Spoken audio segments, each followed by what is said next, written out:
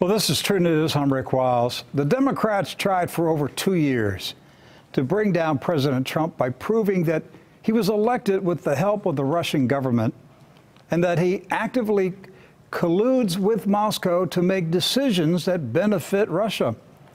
The Russian collusion investigation was ludicrous from the beginning to its ending when Special Counsel Robert Mueller shut down his probe into Russia's alleged role in the 2016 election. Whereas Mr. Trump's enemies possessed flimsy evidence linking the New York billionaire to the Kremlin, the anti-Trump forces in America have ignored the mountain of solid evidence that connects Donald Trump to Israel. In my opinion, it would be easy to make a case that Donald Trump works for Israel. The Jeffrey Epstein teen sex scandal may provide the smoking gun Mr. Trump's enemies desperately need to remove President Trump from the White House, either by resignation, impeachment, or election defeat next year. Now, True News has been diligently researching Donald Trump's longtime connection to Jeffrey Epstein and his connections to many of Mr. Epstein's Israeli-linked associates. If Epstein is an Israeli Mossad operative assigned to the task of entrapping influential Americans, Donald Trump may be one of his victims. Mr. Trump's pro-Israel foreign policy may be because Epstein has a mountain of incriminating evidence that he can use to blackmail Donald Trump. This may be the real story of foreign collusion in American politics. Now, before Doc Burkhart and Edward Zoll join in this discussion of the Epstein sex scandal, there is another big story connected to the New York tycoon, and it leads back to Israel. It involves former Israeli Prime Minister Ehud Barak. He threatened today to sue the UK's Daily Mail newspaper for defamation after it published photographs of Mr. Barak entering Epstein's New York City residence in January 2016. Mr. Barak's face was partially covered by a scarf. He was wearing a large fur hat when he left the Epstein residence. The Daily Mail also published photos of attractive young women who entered Epstein's Manhattan home hours later on the same day. Now, the London newspaper insinuated that Barak's visit to Epstein's house was not to discuss business. Now, it was disclosed last week that Epstein invested millions of dollars in an Israeli company owned by Ehud Barak. Barak accused Benjamin Netanyahu as being the source behind the Daily Mail article. He accused Netanyahu of blood libel against a fellow Jew. Now, here with the latest information linking Donald Trump to Jeffrey Epstein is True News co-host Edward Zoll, along with co-host Doc Burkhart. Gentlemen, welcome back, first of all. Thank you. Well, glad to have you back, Doc, and filling in for me for Monday and Tuesday. I watched the two programs. It was powerful information. And I have a feeling that we're going to be focused on the Epstein scandal for days to come. This could turn out to be one of these stories that this is a focus for weeks or months. What we reviewed today, this morning, in our editorial meeting here at True News it's mind-boggling. Yes. There's no way we can bring out in just today's episode what we discussed in that editorial meeting. No. It will take us days to unpack it. Yes, I mean, so that the audience can wrap their heads around. I was blown away by some of the things that you guys presented to me today. So we're going to start today walking our way through. It's going to get a lot deeper. Look, I'm going to tell you right now, if you are a diehard Trump supporter, this is going to be tough for you. Now, don't shoot us. Don't shoot the messenger. We're just doing our job. Report true news. We're not making up anything. We're giving you the facts. We're connecting dots. I've done this for 20-some years. I've connected dots. You know, guys, when I started this newscast in 1999, Bill Clinton was in the White House. Right. We connected dots with Bill Clinton, and the things that he did. Then it was George Bush, and I connected dots. And then it was Barack Obama. We connected dots. And then it's Donald Trump. We're connecting dots. This is what we do. And, you know, I'm returning to my position of neutrality in the election. I did not get involved in the election of George Bush. I didn't get involved in his re-election. I didn't get involved in Barack Obama's election. I didn't campaign for John McCain or Mitt Romney. And, you know, but we got involved. We enthusiastically promoted Donald Trump because we sincerely believe the country was teetering on the edge of a war with Russia. Right. And that we were crying out to God for a reprieve for this nation. And we said when Donald Trump was elected, now the hardest part is going to be enforcing the reprieve, because it means repentance. It means the church in America must humble itself and repent for the sins of this nation, for the sins of the church. And here we are, you know, we're 2.5 years into the Trump presidency, and there's no repentance on the part of the church. No. There's no repentance in America. There's no repentance by President Trump. There's no humility. And, you know, I'm going back to my original position of neutrality. We're going to report the truth. And if people become upset with me, as they have throughout 20 years, Doc, I lost a lot of support when I warned that the Bush administration was deceiving us about Iraq, wanting to go to war. Right. A lot of people became very angry, walked away, didn't support us. All right, I'm still here. Right. God brought people to replace them. Every time somebody quit, the Lord would bring more. Right. New supporters. So that's our position right now. We're going to tell the truth. We're not out to get President Trump, but I'm also not out to protect him. To protect him. Thank you, because that's exactly what some people want. You know, a lot of Trump supporters wanted to talk about Pizzagate. Right. They wanted to talk about the Podesta brothers. They wanted to talk about a lot of sordid things. Pedophile network. The pedophile network. And we talked about it. We're not afraid of it. And that's what we're doing now. We're talking about the pedophile network.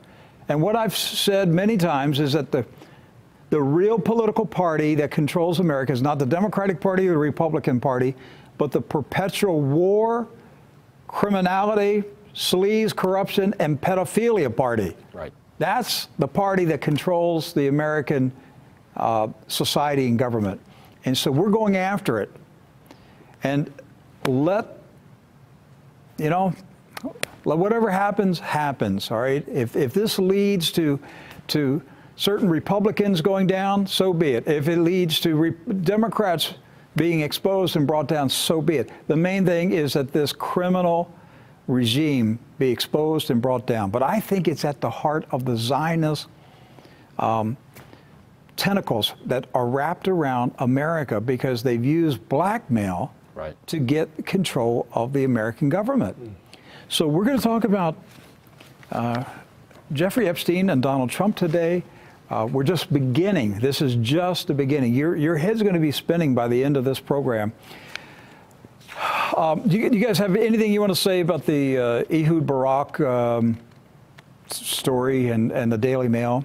I think we can put the photographs up on the screen. Well, first of all, the response to the photograph has been just shocking to begin with, and the fact that Ehud Barak is going to invoke the old saying that this is blood libel, that both Netanyahu and the Daily Mail have committed some kind of offense by using a public sidewalk in New York to take a picture of him entering the house of a convicted pedophile. Right. So he knew, Ehud Barak, former prime minister of Israel, he's in New York City. He clearly knew that Jeffrey Epstein was a convicted pedophile. Right.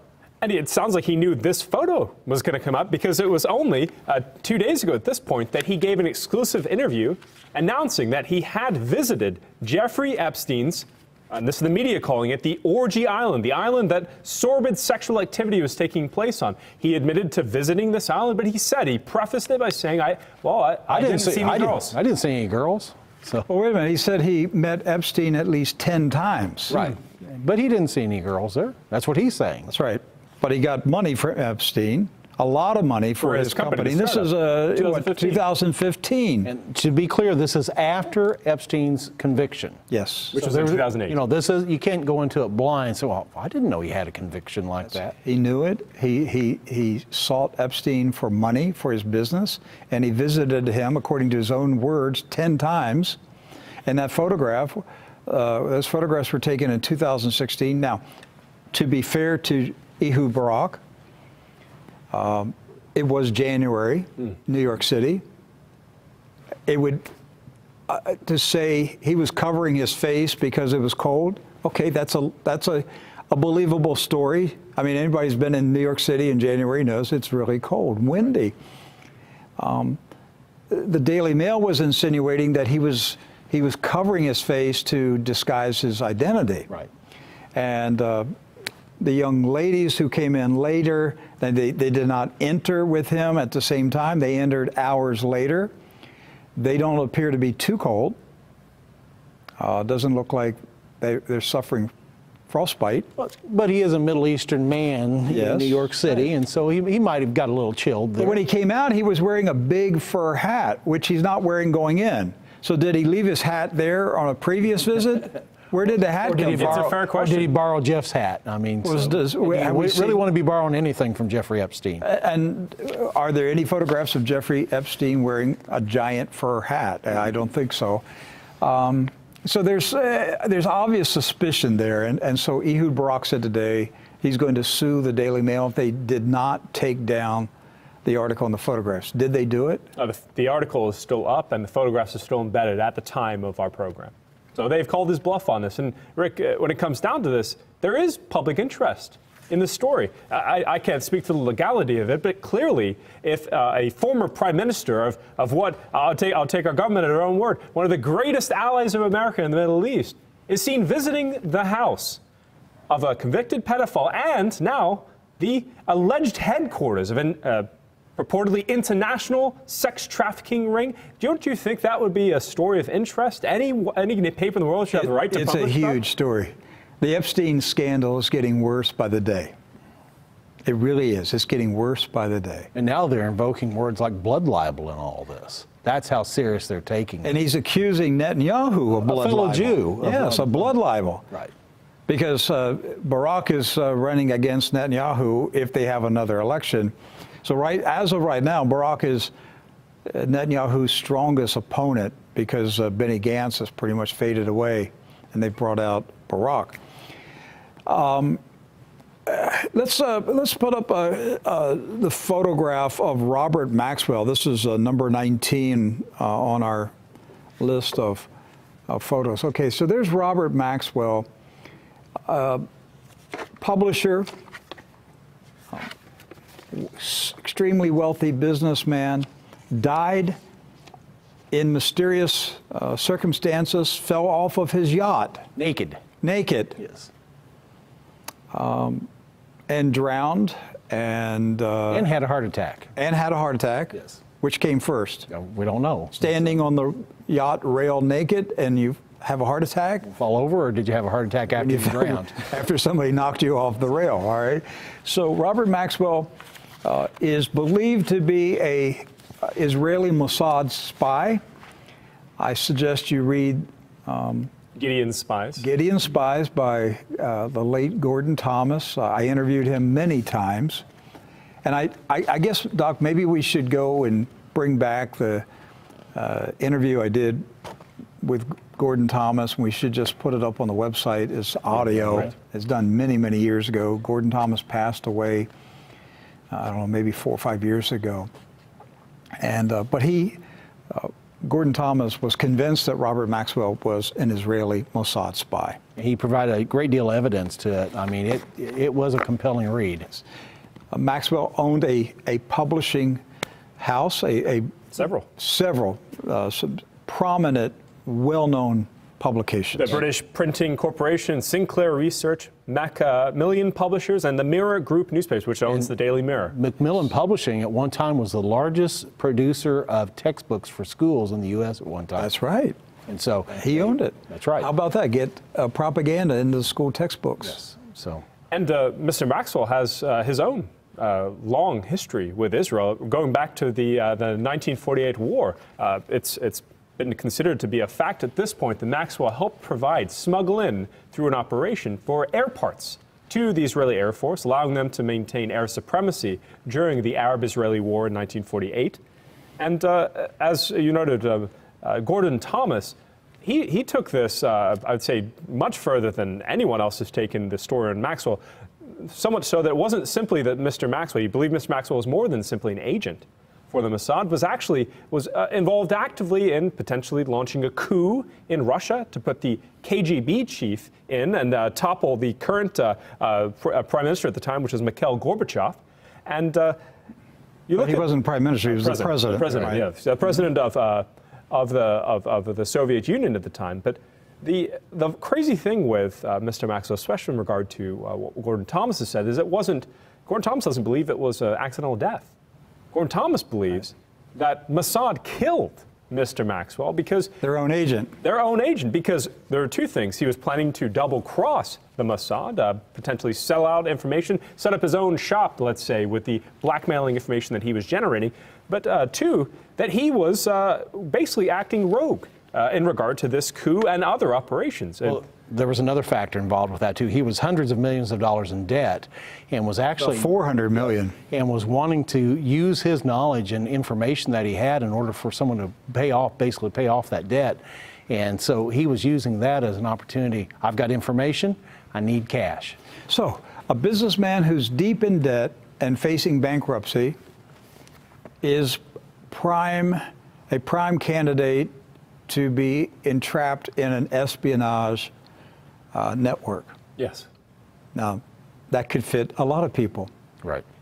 When you owe $400 million. And I've read desperate. It could be into the billions. Yes. When the actual bankruptcy took place, when Maxwell, Mr. Maxwell died, every part of his empire in publishing fell apart, and just only his brother was holding alone $400 million. It could be upwards of a couple billion, if not, I saw one figure, $400 billion. As one of the numbers presented of the debts he owed across 43 different banks. Okay, so we're talking about Robert Maxwell, and there's a reason for it. As we've established, he was a Mossad spy for Israel. Number two, he had a daughter who is still alive. And Ghislaine Maxwell. Ghislaine? It's pronounced Ghislaine? Ghislaine Maxwell. Ghislaine Maxwell. And so you need to know these two names.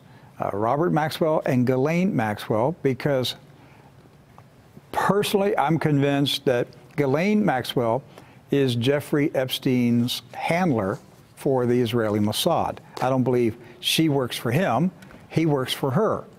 I think Jeffrey Epstein was recruited and given a position, pretend to be a billionaire. Jeffrey Epstein has never been a billionaire. He's never made any business deals himself. He was allowed to pretend to be a billionaire, and his job was to entrap influential Americans and Brits and others around the world, entrap them in sex scandals with underage teenage girls so that they could be blackmailed. So his job was pretend to be a billionaire and entrap influential people. His salary was unlimited access to teenage girls. And he got to use all of the company benefits, right? The mansions, the jets. Cars. He could pretend to be a billionaire. Everybody thought he was a billionaire. But he knew he's not a billionaire. He's working for the company. Who's the company? Zionism, Israel, Mossad. What's the plan? Entrap influential Americans and others in Great Britain and Europe. So we have Ghislaine Maxwell, the daughter. That name Ghislaine means an offering or a sacrifice. Yes, it means a sacrifice, a pledge. Actually, a pledge. It means a pledge. So Robert Maxwell named his daughter Pledge. That's an unusual thing. Why would you give your daughter the name Pledge? What did you pledge? You pledged your daughter. So his yacht was named Lady Ghislaine. Yes, That's right. Another pledge. All right. So we're setting this up for you because we showed you this photograph a few days ago, and I want to go to still number 21. And this is Lady Ghislaine. Ghislaine. I got to say it the way it is. To be fair, Rick, not the way it's most of the spelled. media is saying Ghislaine. Ghislaine. But Ghislaine. when I listened to her interview, she says her name is Ghislaine. Ghislaine. So there is Lady Ghislaine yacht named for Robert Maxwell's daughter, Ghislaine. His youngest daughter. And So this is very important you follow these connections. Robert Maxwell, Ghislaine Maxwell, Lady Ghislaine. This is the yacht that Robert Maxwell fell off of naked and drowned, which Gordon Thomas said he was executed by Mossad, although he was working for Mossad. But see, that's a dangerous job. Right. When you work for a spy agency, you most likely will have a tragic death, because at some point you know too much. You live by the sword, you die by the sword. That's right. So where are we going with this? Because this starts to become really troubling for the Trump campaign. We're going to go to... I guess the good question would be, where is this yacht now? Who has this yacht today? I don't know. Who does? Well, it's actually owned currently by Saudi Arabian lawyer Dr. Al Khuli. And this is the first of many Saudi connections in the Epstein scandal. Yeah, let's hold on to this. Let's save this for... I want to walk people through this, because this is mind-boggling. Okay? We'll save this for a little bit later in the program. So let's look at the photograph. This would be... where's the photograph of the... You're talking about the photograph of President Trump and Yes. Robert Maxwell. That's number 25 for control. All right. And this, we actually showed this yesterday as well. Yes. So, yeah, so we were blown away by this the other day. I guess we showed it Friday. last week, didn't we? Yes, Last Friday. So Robert Maxwell, wealthy publisher from London, Israeli spy standing on the right. The next man to his left is CBS newsman Mike Wallace, who is Jewish. Then in the center, the small, short man is former Senator John Tower of Texas, who Gordon Thomas told me used his position as chairman of the Senate, I guess was the Foreign Affairs or Intelligence Committee.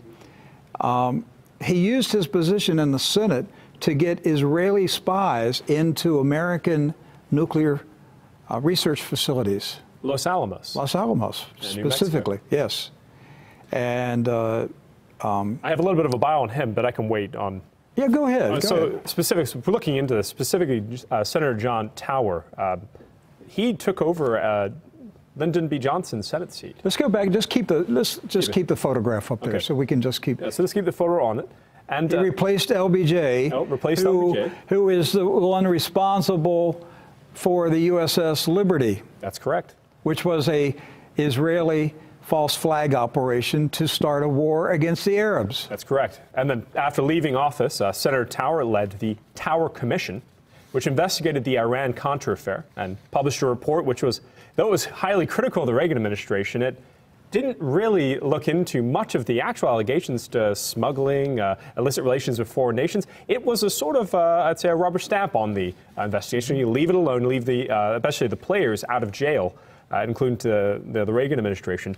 Now, Senator Towers, he supported Gerald Ford rather than Ronald Reagan in the 1966 primaries. Yes. And was for legalized abortion. He was against the Civil Rights Act of 1964, the Voting Rights Act of 1965. He also opposed President Reagan's Strategic Defense Initiative, the Star Wars program, which actually has led up to the current issue we have with standoff with ballistic missiles with Russia. After leaving Congress, Maybe it was the Senate Defense, the Armed Service. It would make sense. It was Armed Services. He was chairman of the Armed Services Committee. That's correct. And after leaving Congress, he served as the chief negotiator because of that experience on the Senate Armed Services Committee for the strategic arms reduction talks with the Soviets. So he had a tie with the Soviets, had enough of a rapport that he could be used out of office. Did he die in a private plane crash? He sure did. And I'll just mention this now. Was he naked when the plane crashed? Well, I'm not sure if he was naked, but he definitely was burned alive. And Senator Tower died in 1991 in Atlantic Southeast Airlines Flight 2311 crash in Brunswick, Georgia. Now, this was caused by a, quote, failure of the plane's propeller control unit. This is according to the official investigation. But it was a very odd incident, especially in the 90s when plane safety was at its highlight. I mean, the fact that this accident occurred, but the year is going to be very important moving forward the rest of the show. 1991 is when Senator Towers passed away. The last part of interest here is that Senator Towers was put up to be George H.W. Bush's defense secretary. He couldn't make it through the Senate confirmation hearing, and it was an embarrassment scene. He ended up after that because he couldn't become the defense secretary. Why did the Senate refuse to confirm him as Secretary of Defense? Some have said it was alcohol use, but that's just not really correct. It's not the full story. There was a lot of questions about the background for Senator Towers, especially in regard to the actions he took during the Iran-Contra era, and as you already noticed there, I mentioned rather, the maybe his use as part of what we're now uncovering as a major international Mossad spy ring. That's right. That's right. They used alcohol, that he was a closet alcoholic, as the reason to deny him confirmation as Secretary of Defense.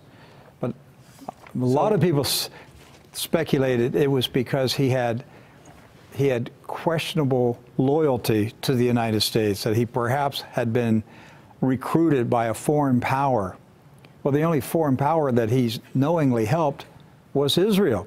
Right. Now, the guy on the far left, Steve Ross. Who is Steve Ross? Oh, excuse me. Beside John Tower is Donald Trump. Right. Yes.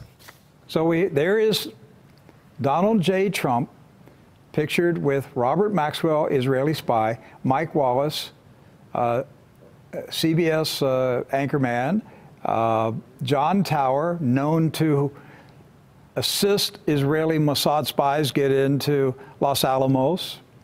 And then we have Donald Trump, and then the man to the far left, standing next to Donald Trump, is Steve Ross. Who is Steve Ross? Well, so he is was rather the CEO of Time Warner.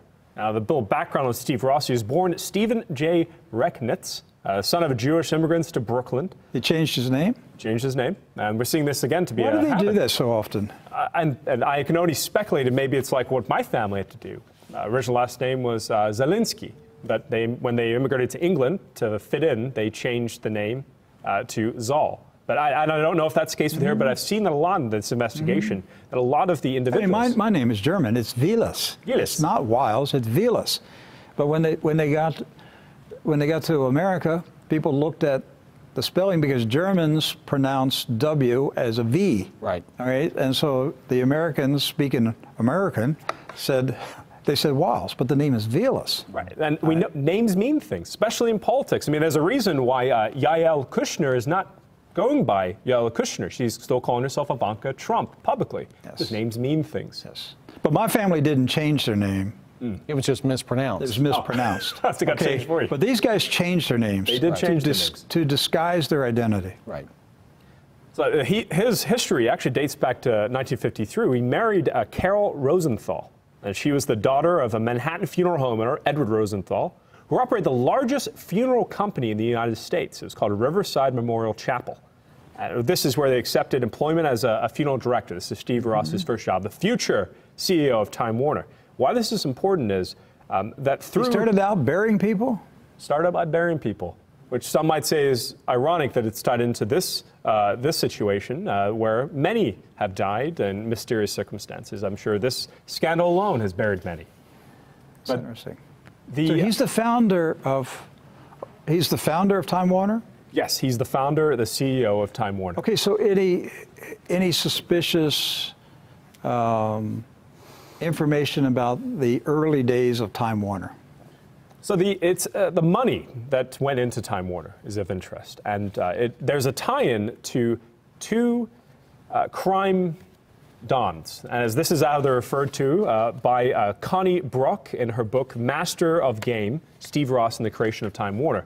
Now, she referred to them as mafia dons. The two names are Manny Kimmel and Abner Zwillman. These aren't Italian names. They're not considered Jewish Russian. Jewish mafia. Jewish, right. It's fair to assume Jewish mafia. But these two, they actually worked, they came into a partnership with Steve Ross early, and they created a parking company called Kinney Parking Company. Kinney? Kinney Parking Company. And they were being monitored by the FBI at the time. The FBI didn't really intervene, and this business eventually turned into... But the FBI was watching them? That's correct, according to... The founders, the people that provided the seed capital money for Time Warner. That's They were correct. being watched by the FBI. That's correct, and this to this day, no one knows that about Time Warner, that their beginnings were both humble and under investigation by J. Edgar Hoover. The tie-in to the onset of Time Warner is Kinney Parking Company came out and became Kinney National Services. It was taken public in 1962, and part of this is Kinney, referring back to basically the company, paid $40 million for Warner Brothers, and that is actually how they became the mega company in 1971. This all came from the company that Manny Kimmel and Abner Zwillman helped Steve Ross start. That's an interesting history. I never knew. All right, so that's the man standing next to Donald Trump. And what year was that photograph? That photograph is 1989.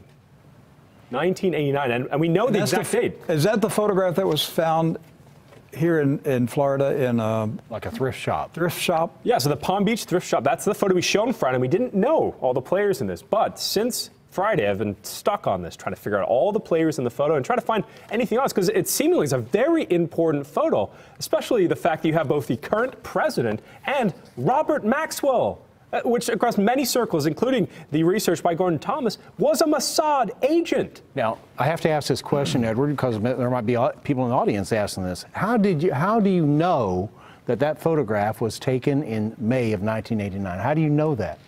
Well, first, what I was doing before even finding an article on this was I was trying to look at the original photos of Senator Tower and Steve Ross, photos from the time. And I was able to date it through that process to between 1987 to 1989. Then this morning, I came across the May 17th edition of the 1989 St. Louis Post-Dispatch. This is a Wednesday. And this edition noted that Robert Maxwell had a party on his yacht. We have this right here to show up on screen. This is a party. This was in the St. Louis Post-Dispatch, May 17th, 1989. See on the right there? On their toes. Robert Maxwell. Well, see, this article detailed a special party that Maxwell was holding on his yacht. And it's important that Maxwell's holding parties because part of what Gordon Thomas said about Maxwell was that the deal the Mossad and even Russian intelligence had is that the yacht would be the place of business, the place where Maxwell would bring powerful figures to be entrapped, to be looked at, to listen to, and even to be shared and brought into ongoing operations. Well, here is a party that occurred on that very yacht. Now, the St. Louis Post-Dispatch noted a couple of guests, specifically said that every guest there was handpicked by Robert Maxwell himself. And it included Donald Trump, his wife, Ivana, former Texas Senator Tower, ex-Secretary John Lehman, Ghislaine Maxwell, lawyer Tom Boland, literary agent Mort Janklow, UN envoy Thomas Pickering, New York Post owner Peter Kalikow, and Robert Maxwell's niece Helen Atkin of Maximilian Publishing.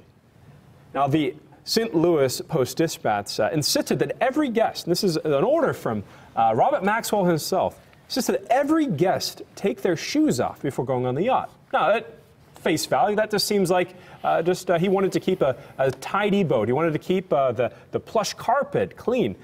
But let's go back. We know that this boat was being used potentially as a honeypot yacht. So all those rich, powerful, influential people were told, when you come on this yacht, no shoes. No shoes. And President Trump, according to the article... You're telling a billionaire to take off his shoes. Yeah. A piece of clothing that will, after the yacht, leave. A piece of something, an item that an individual owns that will leave with them after the yacht party. So what could, all right, other than he was a clean freak and wanted to keep his yacht looking nice, all right, which I could get that. Okay, take off your shoes, all right, I just had the yacht remodeled, all right. You know, I could buy this story.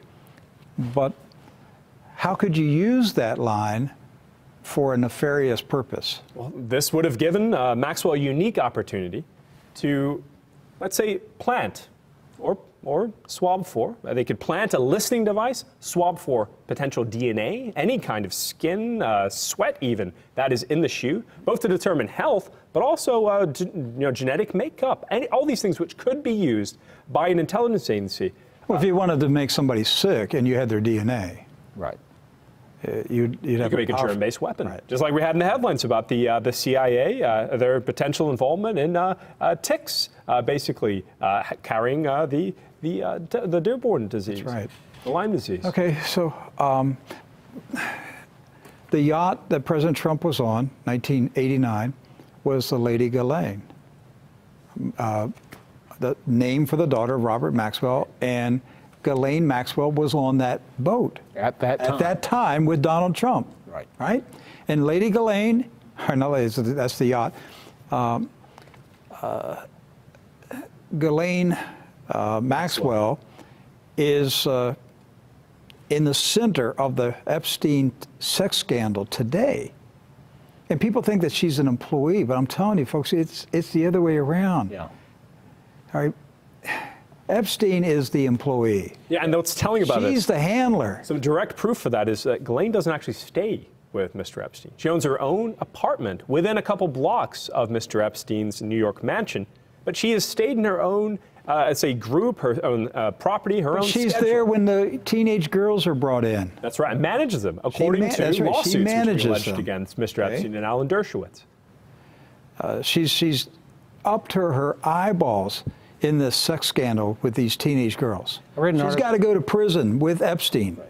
I read an article yesterday that after Robert Maxwell's passing, Ghislaine Maxwell became like a socialite in London, you know, and in kind of a weird way, she became like a high-profile socialite because her dad was had questionable connections, right? But I read one article in particular from that particular time that talked about some goofy guy that would hang out with her all the time. That goofy guy was none other than Jeffrey Epstein. And so this relationship started picking up sometime after the passing of Robert Maxwell. And you begin to see, and once again, we're putting the proposal out there. It wasn't that Ghislaine Maxwell worked for Jeffrey Epstein, but that Ghislaine Maxwell is the handler for Jeffrey Epstein. And it's curious, you know, we have not heard much from Ghislaine Maxwell in the past couple weeks. Where is she? That's a good question. She hasn't been brought in. Last report says she has been seen in Atlanta, from my understanding, that she was potentially in Paris with Mr. Epstein. But these are all speculations because there hasn't been any formal arraignment. She has not been named as a conspirator, for example, in the Epstein case. Isn't that peculiar? Yes, they're going to let her. They're going to let her walk. Doc, you told me some things about her today. Some of her interesting skills. Right. She is a licensed pilot, not a Cessna, a jet. She can fly a jet. So could she fly the Lolita Express? She probably did fly the Lolita. She's licensed, qualified to fly it? Yes. For that class of aircraft, yes. Yes, she is. She's also a helicopter pilot. She's also one of the few women in the world that is licensed on several different classes of submersibles or submarines. A submarine? Yeah. So you have to have a license, I guess, to drive a submarine. You can't just, you know, take a driving course or something. You have to be licensed to drive a submarine. Lady Ghislaine, she can. I mean, Ghislaine Maxwell is 007. Yes, no, literally. This is a spy. This is a James Bond spy. She drives submersible submarines. She flies Helicopters, jets, airplanes. helicopters. And other than the photo that we showed you, there is no connection into Jeffrey Epstein's sphere or even hanging out with Jeffrey Epstein after her father's passing. She was reportedly at that party in 1989, but she didn't really start hanging out, wasn't seen publicly with Jeffrey Epstein until 1992. And it was Jeffrey Epstein being seen with her. Yes. She was the higher profile person there. In fact, the London press was like, who is this guy? You know, who's this hanging out with Ghislaine Maxwell? And then she made the transition to the U.S. later. And then, you know, we saw the photograph the other day of Ghislaine Maxwell in the background at Chelsea Clinton's wedding. That's right. As Bill Clinton's walking Chelsea down the aisle, there's Ghislaine Maxwell. There it is, right there. The other photo is Prince Andrew. Prince Andrew with Virginia Roberts, rather, one of the primary rape victims. The rape victims who were alleged rape against. Standing to the right is Robert Maxwell's daughter, Ghislaine Maxwell, who may very well possibly be a Mossad spy. She drives a submarine, she flies a jet, she flies a helicopter, she manages an international sex trafficking operation. She handles Jeffrey Epstein. This woman is 007 for the Israeli Mossad. And the young lady in the center is one of the teenagers. Virginia Roberts. She's not a teenager there, but she was at 13, 14 years old when she was recruited and brought into the operation. Right. And she eventually became like a lieutenant in this war. She was helping to recruit other Yes. young girls into this sordid operation. This is getting deeper. Where is the Lady Ghislaine yacht? The Lady Ghislaine yacht right now is owned by Saudi Arabian lawyer Dr. Al Curley. So after Mr. Maxwell died, the yacht essentially had to be sold off for assets to cover some of the debt that Mr. Maxwell left behind. Somehow, on a side note, Ghislaine Maxwell wasn't hit as heavily by the indebtedness of her father. It's important to note because she maintained wealth, even separate than Mr. Epstein. But it's in the hands of a Saudi Arabian lawyer named Dr. Al Curley. Now, not much is known about Mr. Curley, but he is reported to have paid at the time 9 million British pounds, let's say roughly 17 to 18 million dollars for the yacht. Anything else that we need to cover on this one before we move to the second topic? Oh, did you want to bring up the other Saudi connections or save that maybe for another day? No. Let's. You want to go into it right now? Okay. Okay, so the Saudi connection to this, so we just mentioned the Saudi lawyer bought the boat, but that's not even the biggest Saudi connection here. There is a big named arms dealer who had both a tie-in with Iran-Contra, was the middleman, literally between Oliver North, Ronald Reagan's Oliver North, John Tower, and Israel and Iran, the center of this scandal. It just so happens he's found himself in the center of this scandal. So the man I'm talking about, and there's been so many connections that pop up on this that first I'll introduce the St. Louis Post-Dispatch. So that article that I was able to confirm about the party just so happened to have a weird blurb off to the left of the same article. I'm going to show it on screen here. I'm going to say, folks, get ready. Just hang on to your seat because you're not going to believe the name that's going to pop up on the screen connected to this Epstein sex scandal. Get ready. Go ahead, put it up on the screen. Adnan Khashoggi, the uncle of Jamal Khashoggi. So this was on the same page of the St. Louis Post-Dispatch that talked about the party that we had just talked about, right? That's correct. And on the same day, same page. And what is this story about? So this story was actually about Mr. Khashoggi being dropped from the Board of Trustees at American University in Washington, D.C. Now, Rick, they named a gym after him after he donated $5 million in 1984. And Jamal Khashoggi's uncle Yes. is in the Epstein sex scandal story. This is so weird, folks. It's getting weirder. We're just starting on this. We're just scratching the surface of this thing. This is bigger than Pizzagate. Everybody wanted a Pizzagate investigation. Folks, this is 100 times bigger than that scandal. This could bring down the entire operation. This is huge. Now, Mr. Khashoggi has since passed away, but was, this is from The Independent in London, a notorious, their wording, well, I won't say their wording, actually. Oh, no, say it, quote him. I mean, call it what it is. They call him a whoremonger. They called him It's a Bible word. international whoremonger. The stereotype of Saudi royalty, billionaires, mind you, because he was a billionaire, coming into countries like the United States during the Super Bowl, for example, and trafficking girls, enjoying themselves, enjoying every decadent things that the Romans under Nero might have seen. That comes from. So he had a reputation. Khashoggi. He was a Saudi whoremonger. Yes, and a playboy. And the interesting part about this is that there was a story yesterday, Rick, that there was a foreign passport that Jeffrey Epstein had in his vault. Saudi. Yeah, it was actually, Austrian. An Austrian passport with a Saudi residence. Yes. And everyone's wondering why. How? First of all, to have a Saudi residence, you have to be sponsored in form either by the Saudi government or an individual. So is Jeffrey Epstein's Saudi residence also the residence of a Khashoggi? And this isn't just True News saying this. Vicky Ward of Kushner Inc.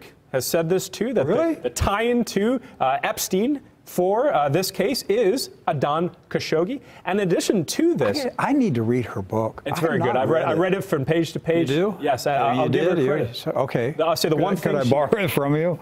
Sure. Yes. All right. Thank you. All right. What's mine's yours. All right. But the thing with her though is that she has notably not included Bill Clinton or the Clintons in the book. And I've noticed that with the article she's publishing through the Daily Beast. That's just a side note. It completely ignores that aspect of the story. And it's a pivotal aspect of the story. But is Clinton connected to Khashoggi? From my understanding, reading through this, the connection to Bill Clinton is actually through President Trump and Jeffrey Epstein.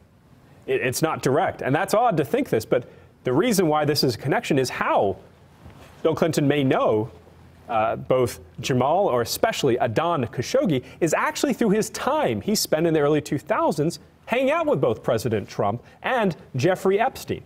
The connection to President Trump through Adnan Khashoggi, we mentioned this in passing, I think, last year. Because there was a big story for us when Jamal Khashoggi died. We're trying to figure out why does this story matter? And how does this tie into Mohammed bin Salman? Well, it just so happens that in the late 80s, Donald J. Trump bought Adnan Khashoggi's super yacht. Okay, so, he's a billionaire. He can buy a yacht. What's the big deal? Well, he bought a yacht that was built at about $100 million by Adnan Khashoggi. Okay. The market price today would be $304 million. President J. Trump got an extreme discount on this ship. So he paid what, $90 million for it? About $29 million, according to reports. $29 million. He got it through the President Trump did. President Trump did. And whose yacht did he buy? He bought Adnan Khashoggi, the uncle of Jamal Khashoggi. Folks, please wrap your brain around this. Donald Trump bought a yacht from Adnan Khashoggi, who is the uncle of Jamal Khashoggi, who was cut up with a bone saw by Bone Salman. Right. Who Jeffrey Epstein had a framed photo of in his New York mansion. And Mohammed bin Salman is a sleepover buddy with Jared Kushner. What a sordid mess. And you're going to tell me that Donald Trump is innocent and doesn't know any of this stuff? Seriously? You're going to believe that? He paid, what, $30 million? For a $100 million boat. For a $100 million boat. For $100 million. That's a good buy. Well, 29%. Was it on clearance? I mean, what was going on? Why was he able to buy a boat so cheap? I mean, he probably was proud of that, wasn't he? Oh, he's very proud of it. These are two quotes from President Trump, actually. One in 1988 after purchasing the boat. Go ahead. What are the odds? What are the odds that the current president of the United States bought a yacht from the uncle of the man who was murdered last year with a bone saw? It's insurmountable. I mean, going back to that photo, number 25 for control, that photo alone should have been the center. If we're going to do any investigation, let's find out what is up with that photo. No one has ever identified all the people in this photo before. The entire Robert Mueller investigation was ludicrous. Right. Here is the collusion. There's the collusion. They're standing right there together. That's the collusion, but nobody will investigate it because it'll bring down the entire system. All right, so Donald Trump purchased Khashoggi's yacht for $29-30 million. Great What deal. year was this? This would have been 1988, according to records, 1988. And this party 1989. That was on May of 1989. That was on Maxwell's yacht. Maxwell's yacht. You got Khashoggi's yacht, Maxwell's yacht. Trump is involved in both of these yachts. And then there's one other chapter, just a short chapter. This is that President Trump quickly sold the yacht. Oh, so he made it. He sold Adon. He flipped it. He flipped it. Now, initially, I thought he'd made a profit on this. Actually, going back to records, he actually made a loss, a $9 million loss. He sold it for $20 million to the How long did he keep it? He kept it about 2 years. And who did he sell it to? He sold it to none other than Saudi billionaire Al-Walid bin Talal. Oh, no, come on. All right. You can say it. Slap my pappy. Slap my pappy. Slap my Are pappy. you serious? Yes. And this is the man. This is the guy. All right.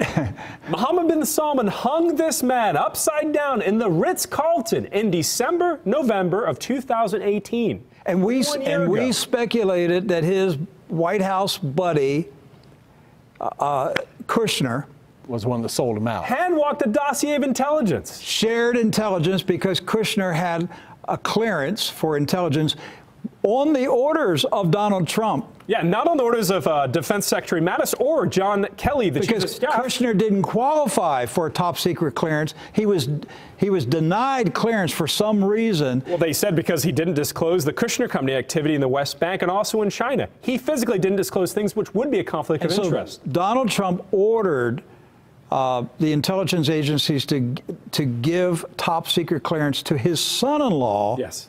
All right. And so we speculated that Kushner then shared with Mohammed bin Salman, his sleepover buddy, his pajama party buddy, shared with him top secret intelligence about Saudi officials such as Talal.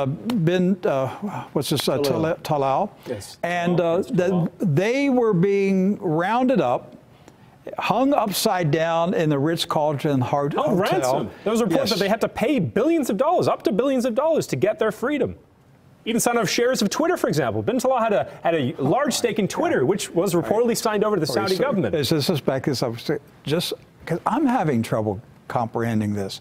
We're talking about the second yacht now. This is not Robert Maxwell's yacht. Not the Lady Ghislaine. Not the Lady Ghislaine. This is Adnan Khashoggi's yacht. Mm-hmm. Adnan Khashoggi, uncle of Kamal Khashoggi, who was butchered by Mohammed bin Salman using a bone saw in the Turkish embassy, Saudi embassy in Turkey, and Adnan Khashoggi sold his yacht to Donald J. Trump, and Donald J. Trump sold the yacht to the prince right at a loss. At a loss. Now, why would you sell something like this, a luxury asset, at a loss, mind you, too? Money laundering?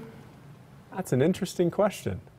So elaborate money laundering going on? Would it be that Adnan Khashoggi originally built this for $100 million, built this with arms smuggling money, maybe, or money he'd gathered through other various activities in the 80s related to Iran-Contra or other things, especially with women, sold it to President Trump, Donald Trump at the time, to get $29 million of clean money, because it's coming from Donald Trump out of New York, who then sold it back to the Saudis for $20 million. So you result with $20 million of completely cleaned money. This is something we've talked about with casinos. It's the same way casinos work. But it's just the fact that the connection between a lot of unsavory, crooked, slimy people. Yes.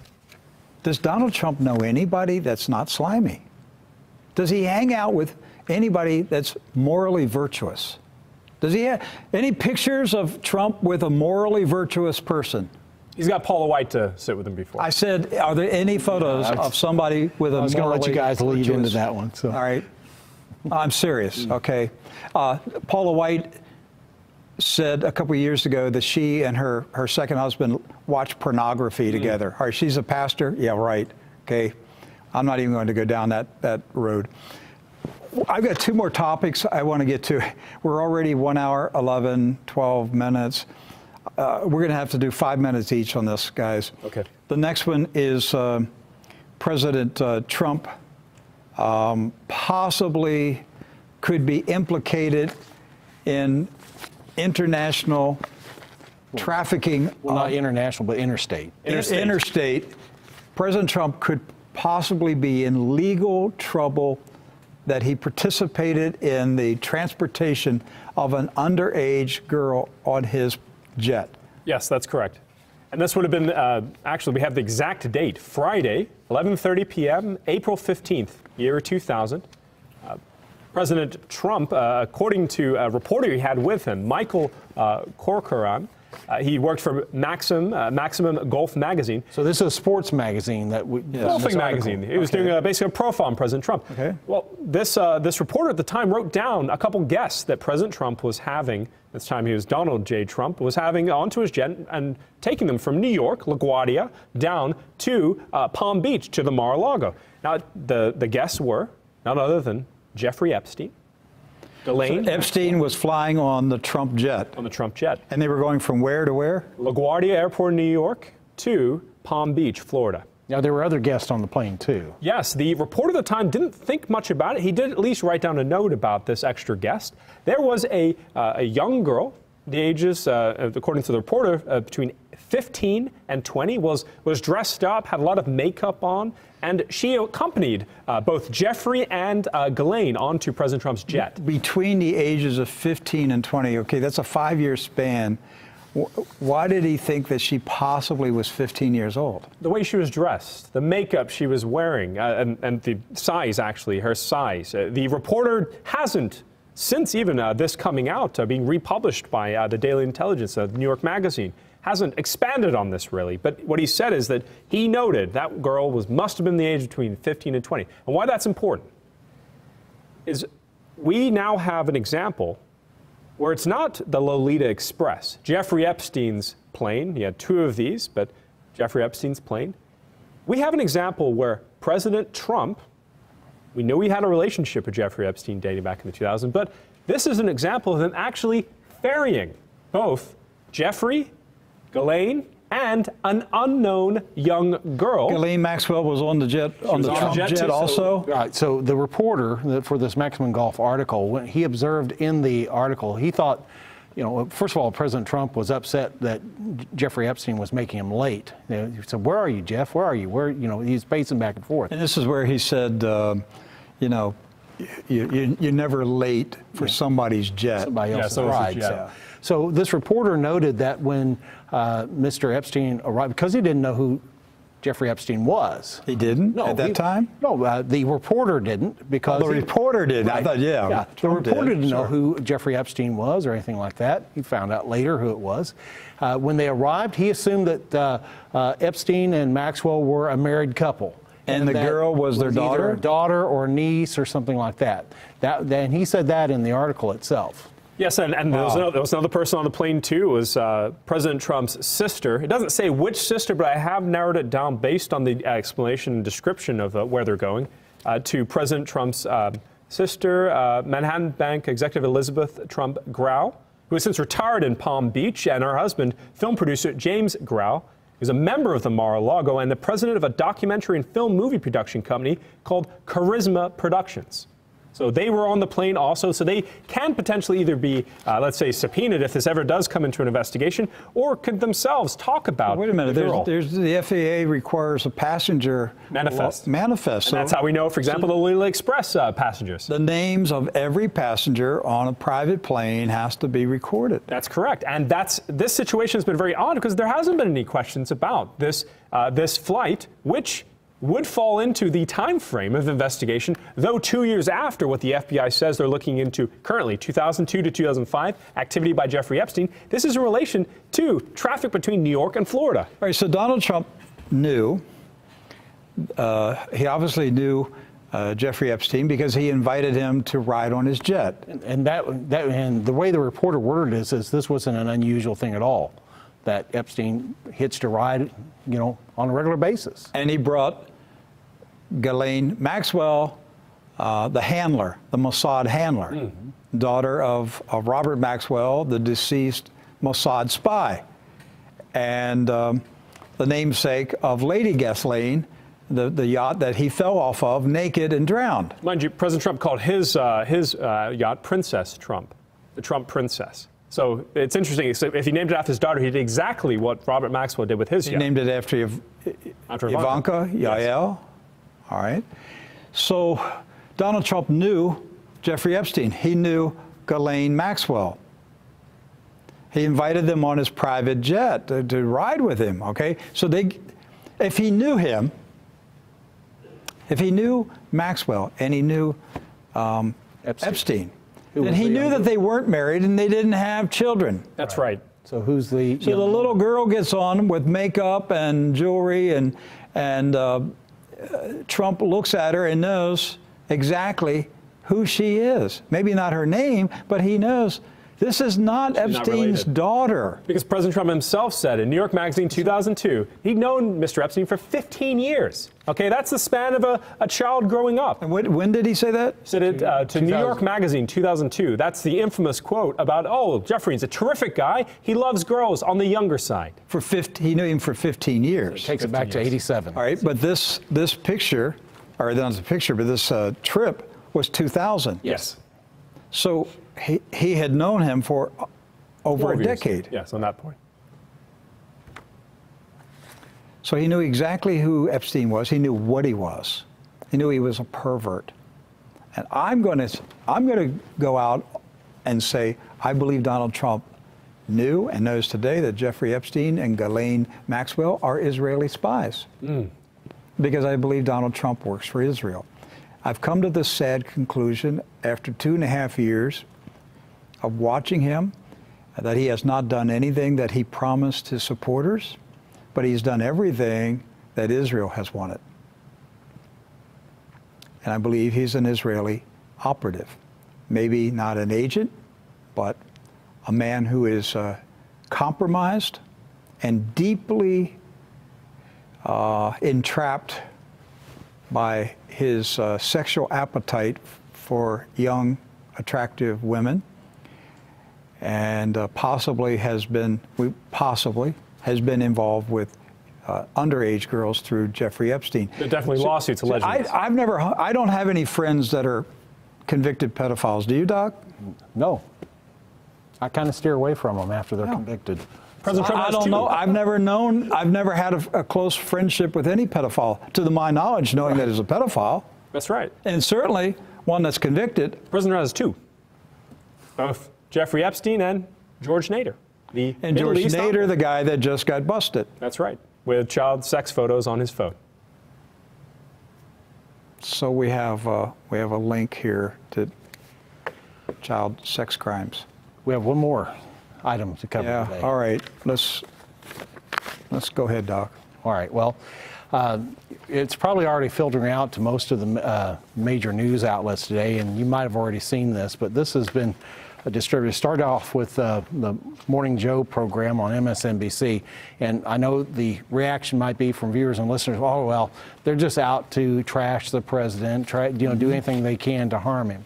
Well, they've been guests of President Trump. Just to know this, they've been guests as recently as 2017, 2018 at the Mar-a-Lago. So we should ask them if they have ever met Jeffrey Epstein. So what we're about to show you here in this next clip that is being shared everywhere is regarding a party that took place in 1992. Is December that right? 1992. And NBC discovered this video in their video archives. Right. Discovered. So well, I think what's happening is that they're digging now. Everybody's digging through their old video for anything that's marked Donald Trump. And it's important because President Trump now has gone somewhat on record to say he distanced himself from Jeffrey Epstein. He said 14 years ago, as of 2019.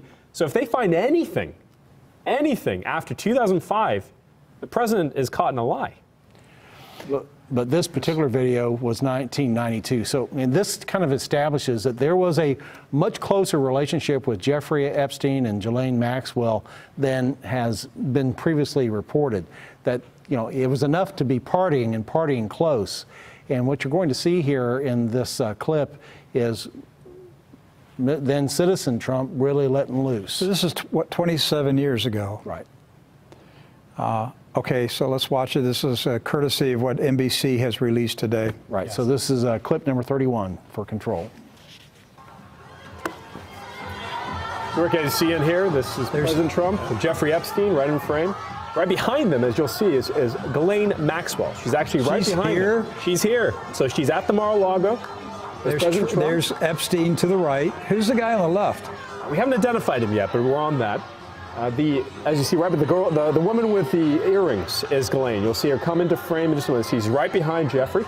So this party, I see her Rick, right there. Okay. 28 women were flown in for this party. It's a special party where only President Trump and Jeffrey were really the primary hosts. Everyone else was a guest, a woman flown in, either a cheerleader or a model. Okay, what is they're saying? This is what Trump is saying, pointing to one of the women, saying she's hot. Yes, he was commenting on the women as they're dancing in the open. You're going to see another subtitle here because it's hard to make out what President Trump is saying. We've looked at the lips basically of President Trump to be able to determine it. He said something there that it was very funny to Epstein, and he basically bent over laughing at whatever Donald Trump said to him. But they're talking about the women who are dancing at this party. Yes, and think about that, just the laughing part. How many people can make you fall over laughing? Your closest friends, your closest colleagues. Closest, right. That's true. It shows you the depth of the relationship at a time. It was only a couple years after, as we already noted, the 1989 meeting on Robert Maxwell's yacht that included all the major players out of Iran-Contra and the alleged Mossad operation. And so Trump's on that yacht in 1989 with Ghislaine Maxwell. Right. Who's now at this party. Well, not with Ghislaine, with Robert Maxwell. And this one right around the time that she'd met Jeffrey Epstein officially. This is 1992, the year that Ghislaine was really introduced and, by our understanding, became the handler of Jeffrey Epstein.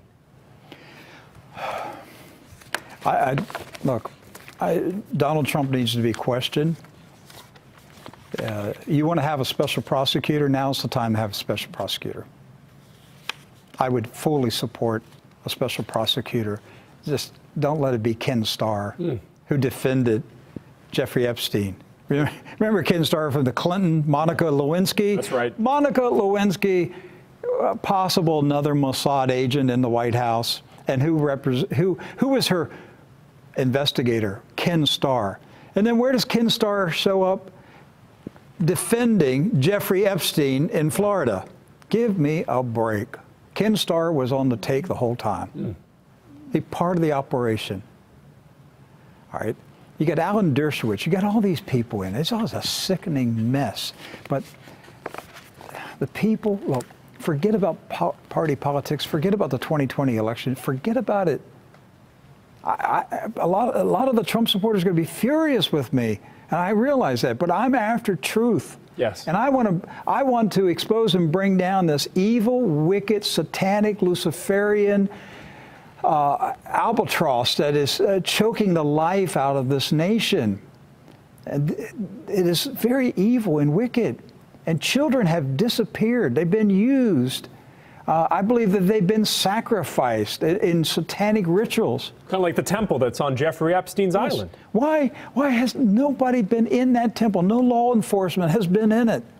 How has this been allowed to go on for decades and no one has entered his property to investigate? There has to be some power, some force that is able to prevent law enforcement from carrying out an investigation. And not only that, there has to be some force out there that is able to silence hundreds of young women. Thousands, potentially. Thousands, and they may be dead, Doc. They may be dead. If it's true the police found thousands of photographs, then the police are obligated to track down those girls who are now adults. Let's see how many of them are alive. Oh, on that real quick, the question of the carpet removed, the towel remover.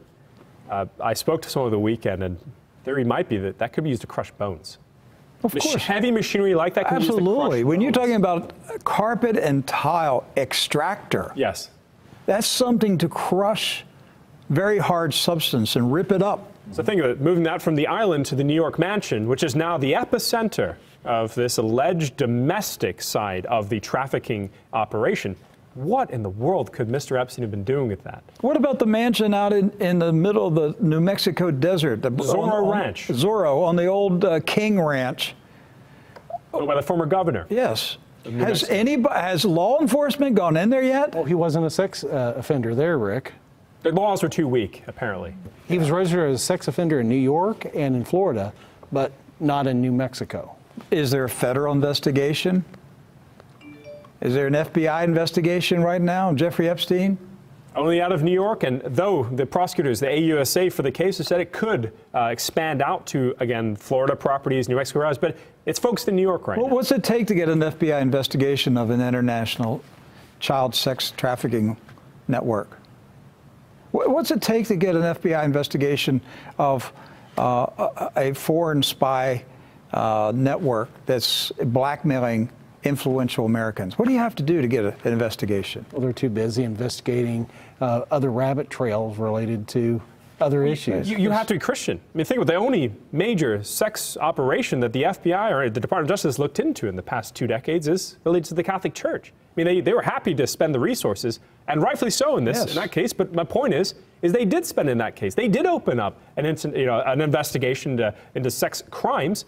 They're not doing it in this case. They're not looking even at 1% of the evidence available. No effort at all. There's no evidence at all that the FBI is involved in this case. All right, we're at our 1 hour, 30-minute mark. We've loaded you up with a lot. There's a lot more to come tomorrow and for days to come as we continue to dig into this Jeffrey Epstein scandal. It's not just, look, it's bad enough that it's involving teenage girls, and there may have been murders, sacrifices, but the bigger picture is an Israeli intelligence operation to blackmail influential people around the world, primarily the United States of America. And we've been wondering, how did Israel succeed in taking over the USA in the span of 40, 50 years? They have taken over this country. Well, I think it might be through the most ambitious honey trap blackmail operation probably in the history of mankind. So who's going to investigate them? Nobody. Because everybody who has any responsibility or power or influence is compromised. Right. Judges, FBI agents, prosecutors, politicians, they're all compromised. So you can't expect an investigation because they'd be investigating themselves. They'd be incriminating themselves. I mean, that's a successful takedown of a country. Right. So I don't know what we do except pray that Almighty God reveals all of it, exposes all of it, and forces the American people to come to terms with what we have become as a nation and what has been done to us. So we're going to stay on the story. Look, this is, like I said, this is bigger than Pizzagate. This is real. Yeah. This is huge. This is massive. And we've just shown you a trail of evidence linking Donald Trump to some very shady, questionable people. So you're going to have to chew on this. It's going to give you indigestion, but that's my job is just to tell you the truth. So let us know what you think. I'm sure you will. We'll be seeing the posts on social media, and we'll be reading the emails, and we'll see how many people stand with us financially and support us. But you know what, Doc? It wouldn't matter.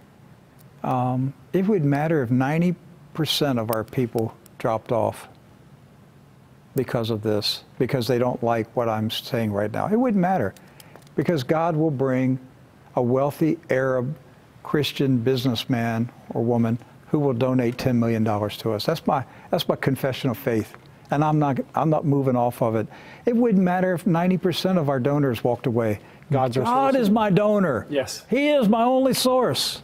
He's a quadrillionaire, even greater than that. He's just using you to do it. That's it.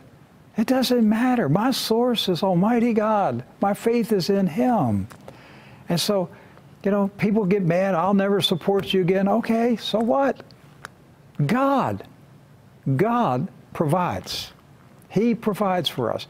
He can do it through one individual to take the place of everybody else who quit. Right. So you can't threaten me with cancellation of donations. But those who do donate, they're our family. They're here with us. All right. And this is the truth. I am trying to get you prepared for the day of the Lord. I'm not trying to persuade you one way or the other how to vote. I'm trying to prepare a people for the day of the Lord. The Lord is coming back, and you need to be prepared. And we've got a journey, the church, between now and the Lord's return. It's going to be a treacherous, dangerous journey. And some of us are going to lose our lives along the way. Some of us are going to lose our possessions along the way. Some of us are going to go to prison along the way. Jesus said so. And he told us who's going to drag us into where? The synagogues. The synagogue of Satan. That's right. And he said they're going to kill you and think that they did God a favor. That's what our Lord told us is coming. So I'm prepared for it. I'm not turning around. I'm not going to be silent. I'm going to speak out. I am headed to New Jerusalem. I don't care about Old Jerusalem. I only think about New Jerusalem. And so those of you who want to come along with me, why don't you walk this journey with me? And hey, if I disappear along the way, somebody pick up the mantle and just keep going. And if that person disappears along the way, somebody else pick up the mantle. Just keep the torch burning.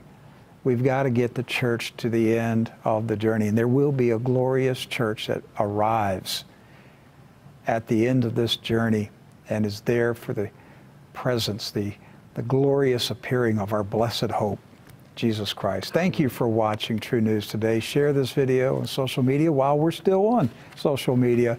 But if we ever go off social media, know that we've always been at TrueNews.com. Amen. TrueNews.com is not going to go away. That's our website, and you can download our app at your app store. You can always find us at TrueNews.com. God bless. See you tomorrow. God bless you.